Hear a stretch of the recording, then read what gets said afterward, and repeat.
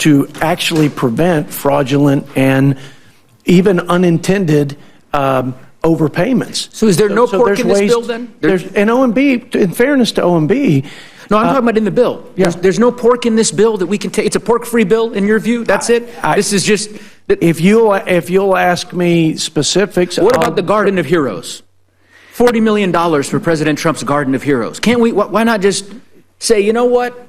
We've got a huge deficit, and that's probably not the most prudent way to spend our taxpayer dollars. Let's just reallocate that $40 million.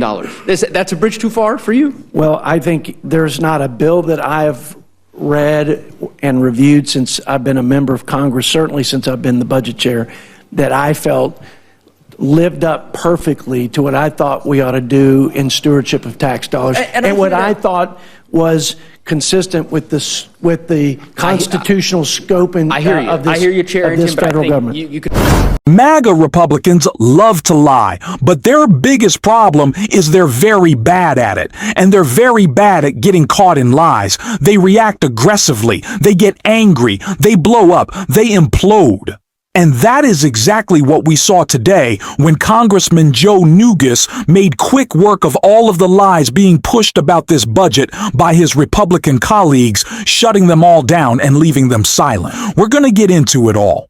But before we do, if I could quickly ask you to leave a like on this video, and if you haven't already, and you enjoy our channel, to hit that subscribe button, because it goes a long way in supporting our work. Now, let's start with this beautiful takedown from Jonah Goose. Actually prevent fraudulent and even unintended overpayments. So is there no pork in this bill then? There's an OMB, in fairness to OMB. No, I'm talking about in the bill. Yeah. There's no pork in this bill that we can take. It's a pork-free bill in your view? That's it? This is just... If you'll ask me specifics... What about the Garden of Heroes? $40 million for President Trump's Garden of Heroes. Can't we, why not just say, you know what? We've got a huge deficit, and that's probably not the most prudent way to spend our taxpayer dollars. Let's just reallocate that $40 million. That's a bridge too far for you? Well, I think there's not a bill that I've read and reviewed since I've been a member of Congress, certainly since I've been the budget chair, that I felt lived up perfectly to what I thought we ought to do in stewardship of tax dollars, and what I thought was consistent with the constitutional scope and I hear you, Chair, of this federal government. You could understand our struggle because, as I said, last 7 weeks, you've testified a few times here. Every time you testify, this bill gets more expensive, and the answer is always, well, down the road, you know, of course, we could address this, and there are ways in which we can try to identify potential places where funding, where potential cuts can be identified, and so on and so forth. Here is an example right in front of you. $40 million. You could take care of that today. There's an amendment, I believe, that was submitted. You could rule that in order and say, you know what, we're going to put that $40 million towards deficit reduction. If you're serious about wanting to address the fiscal health of the country. But to me, I think this bill couldn't be a worse representation, respectfully, of fiscal discipline. You have a bill that, according to the Committee for Responsible Federal Budget, is more aggregated than the CARES Act, the Inflation Reduction Act, the Bipartisan Infrastructure Law, and the CHIPS and Science Bill combined. Combined. All 4 bills are equivalent. This bill takes the cake. It's bigger than all of them. And I just don't know how one can justify supporting it. I disagree with that statement. I know you disagree with that assessment on the, and I'm hoping I can get you maybe by the end of this hearing to support the removing the Garden of Heroes funding so that we can at least maybe make a crack at addressing some, fiscal sanity in the country. Maybe Mr. Roy might consider supporting that amendment. We'll see. I wonder, obviously we've talked a lot about all the folks who oppose this bill. I'm sure you saw Elon Musk.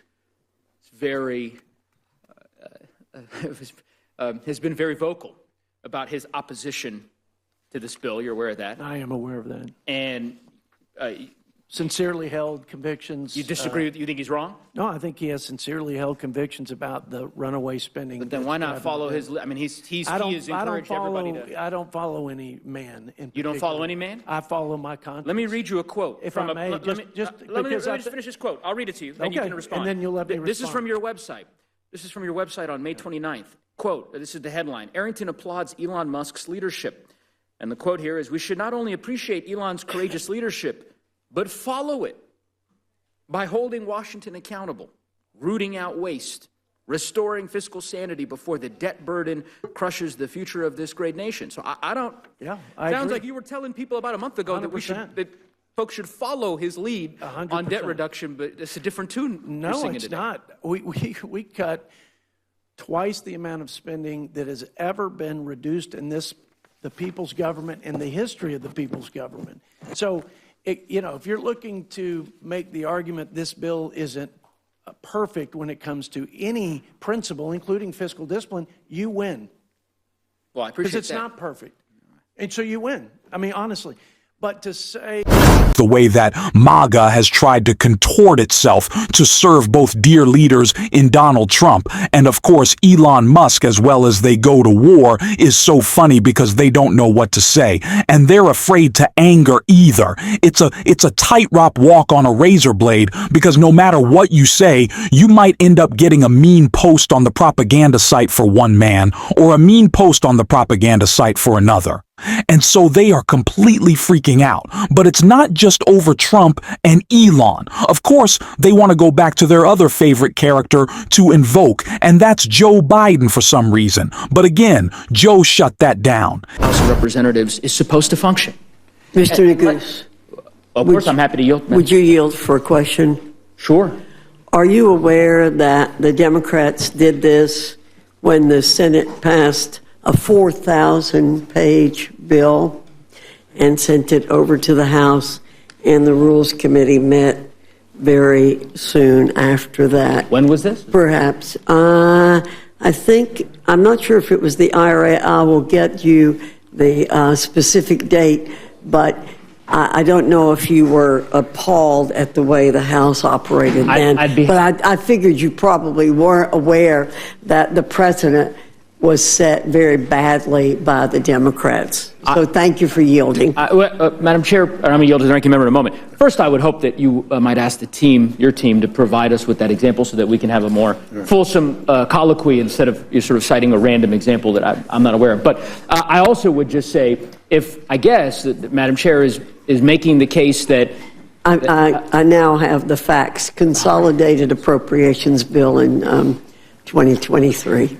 So an appropriations bill that was bipartisan that the vast majority of the United States Congress voted on, that's the example you're offering compared to a reconciliation bill that is purely partisan that not a single Democratic member of the United States Senate or the House of Representatives is voting on? That's the corollary to this particular bill? As Ranking Member Boyle, I think, eloquently put it in questioning, or rather in his answers to Representative Scanlon, the precedents that Republicans are setting in this Congress will certainly be leveraged down the road when political winds shift, and we have seen that on full display over the last month and a half. But in any event, the ranking member wished to jump in. I want to deprive him of that opportunity. I want to withhold my comments because they won't be productive at this moment. And look, I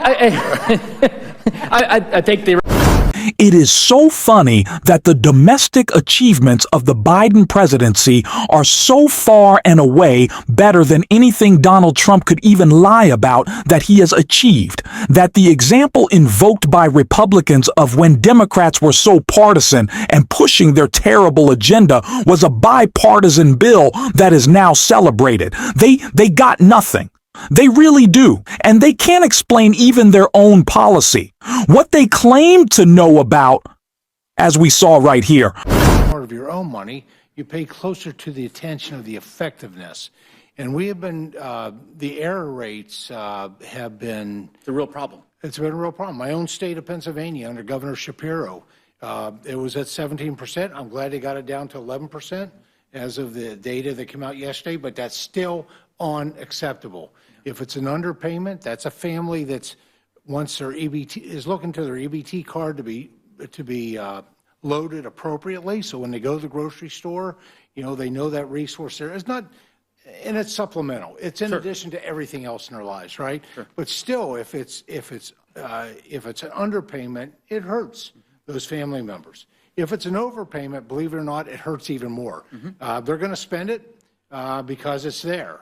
But then the states will come back, whether it's 2 months or 6 months, and they'll claw all that back. And all of a sudden, these families find that they have no money in a given month. And so these error rates have been absolutely the bottom line, we got to get the error rates down. Absolutely. So this is meant to be an incentive. Exactly. And here's the question. Yep.